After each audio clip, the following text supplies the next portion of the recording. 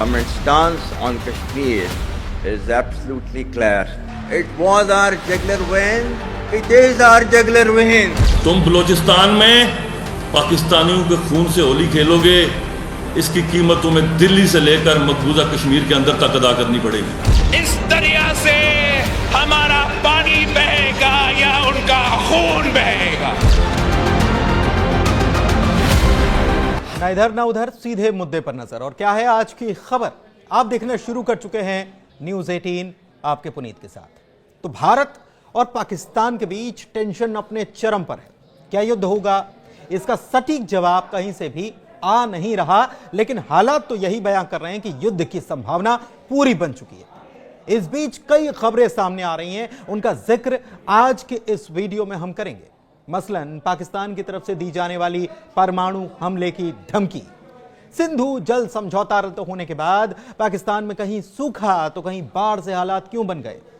पाकिस्तान यह भी दावा कर रहा है कि भारतीय एयरलाइंस का वो दिवाला निकाल देगा। इसके पीछे वो क्या कारण दे रहा है, और दिवाला निकालने का हवाला देने वाला पाकिस्तान खुद क्यों चीन के सामने हाथ फैला रहा है।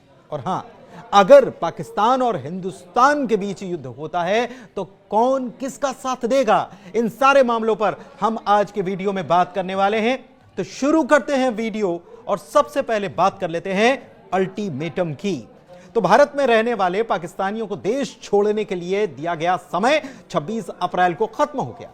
ऐसे में पाकिस्तान के उन नागरिकों के सामने अब सबसे बड़ा सवाल यही है कि उनका क्या होने वाला है।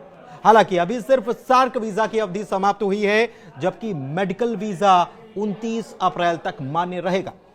अन्य सभी श्रेणियों के वीजा 27 अप्रैल के बाद मान्य नहीं रहेंगे।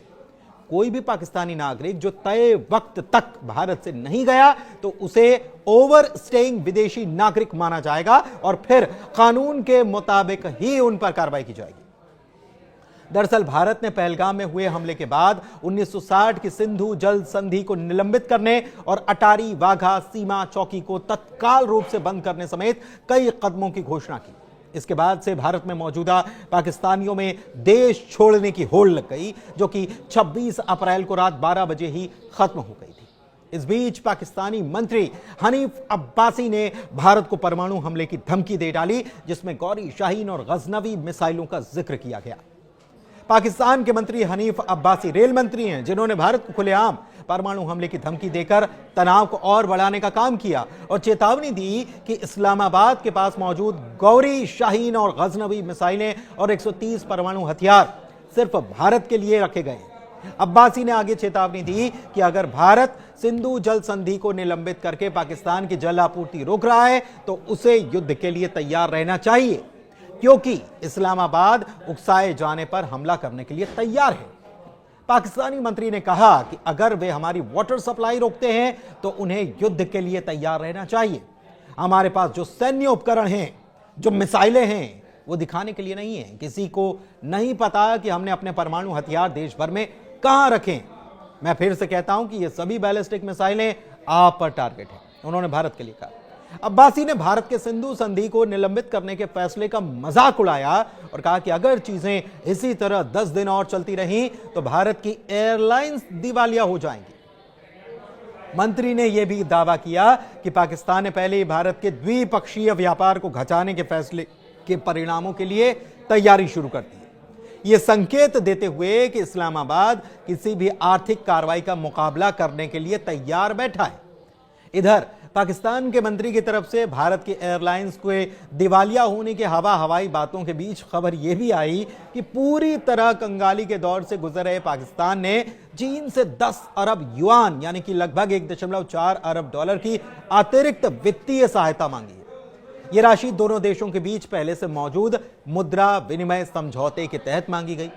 पाकिस्तान के वित्त मंत्री हैं मोहम्मद औरंगजेब, जिन्होंने यह जानकारी दी और कहा कि यह कदम देश के विदेशी मुद्रा भंडार को बढ़ाने और वित्तीय स्रोतों को विविध बनाने के लिए उठाया गया है। उधर सिंधु जल समझौता सस्पेंड होने के बाद अब खबर आ रही है कि पीओके में अचानक से झेलम नदी का जल स्तर बढ़ गया है, वहां पर बाढ़ के हालात बन गए। स्थानीय अधिकारियों का यह भी दावा है कि भारत ने शनिवार को बिना किसी पूर्व चेतावनी के उरी बांध से पानी छोड़ दिया। पीओके के अधिकारियों ने भारत पर जल आतंकवाद का आरोप लगा दिया। पानी छोड़े जाने से पीओके के हट्टियन बाला में जल आपातकाल की स्थिति पैदा हो गई है। नदी किनारे रहने वाले स्थानीय लोगों को सुरक्षित जगहों पर भागना पड़ा।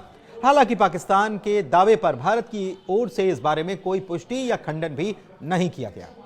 पाकिस्तान के अधिकारियों ने इस कदम को अंतर्राष्ट्रीय मानदंडों और सिंधु जल संधि का उल्लंघन बताया।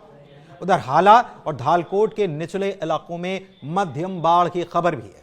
इसमें जानवरों और फसलों को भारी नुकसान की कुछ रिपोर्ट्स भी सामने आई है। बताते चले कि एक समझौता है, इसे विश्व बैंक के द्वारा साझा नदी के पानी को कंट्रोल करने के लिए किया गया था, जिसमें कहा गया था कि दोनों देश डाउनस्ट्रीम नुकसान को रोकने के लिए पानी छोड़ने की जानकारी साझा करते हैं।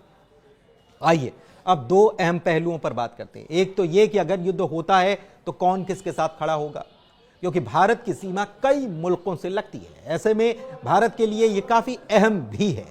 दूसरा यह कि पाकिस्तान बात बात पर जिस परमाणु हमले की धमकी दे देता है, उस परमाणु बम का होगा क्या।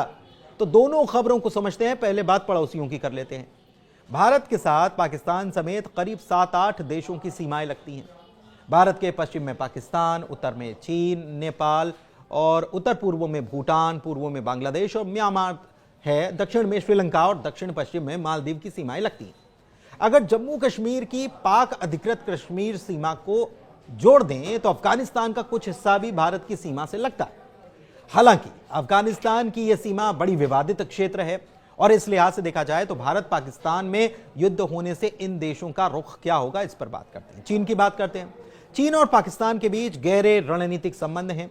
खासकर चाइना और पाकिस्तान इकोनॉमिक कॉरिडोर यानी कि CPEC दोनों देशों के संबंध को और मजबूत करता है। युद्ध की स्थिति में चीन पाकिस्तान को कूटनीतिक और सामरिक समर्थन जरूर देगा, जिसमें हथियारों की आपूर्ति करना और आर्थिक रूप से सहायता करना भी शामिल हो सकता है। हालांकि भारत के साथ व्यापार और सीमा विवाद को बैलेंस करने के लिए चीन प्रत्यक्ष सैन्य हस्तक्षेप से बचेगा। भारत के लिए यह स्थिति चुनौतीपूर्ण हो सकती है, क्योंकि चीन का समर्थन पाकिस्तान की सैन्य क्षमता को बढ़ा सकता है।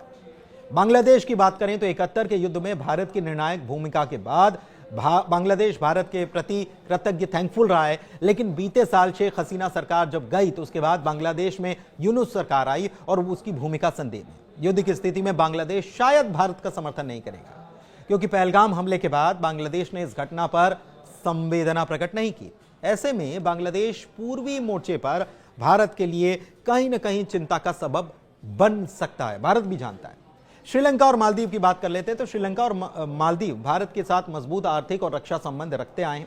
श्रीलंका जो चीन के प्रभाव से हालांकि जूझ रहा है, शायद तटस्थ रहे, क्योंकि वो दोनों पक्षों के साथ संतुलन बनाए रखना चाहेगा। मालदीव की बात कर लें तो मुइज़्ज़ू भारत के पड़ोसी पहले नीति से लाभान्वित होता है। वैसे भी पिछले साल के घटनाक्रम के बाद भारत का समर्थन वो शायद न करे। नेपाल और भूटान की बात करें तो नेपाल भारत के साथ ऐतिहासिक और सांस्कृतिक संबंध रखता है। चीन के बढ़ते प्रभाव के कारण वो तटस्थ रह सकता है, इसकी संभावना ज्यादा है। भूटान जो भारत पर रक्षा और विदेश नीति के लिए निर्भर है, भारत का मजबूत समर्थन करेगा। भूटान की सामरिक स्थिति भारत को हिमालयी क्षेत्र में लाभ दे सकती है। भारत के पड़ोसी देशों में भूटान ही ऐसा देश है जो भारत का खुलकर समर्थन करेगा। वैसे अफगानिस्तान की बात कर ले तो अफगानिस्तान के विकास में भारत लगातार मदद कर रहा है और अफगानिस्तान भी पाकिस्तान समर्थित तालिबान से बड़े तनावग्रस्त है और इसीलिए वो भारत का समर्थन कर सकता है। हाल के दिनों में पाकिस्तान और अफगानिस्तान में भी जंग के हालात बने हुए थे।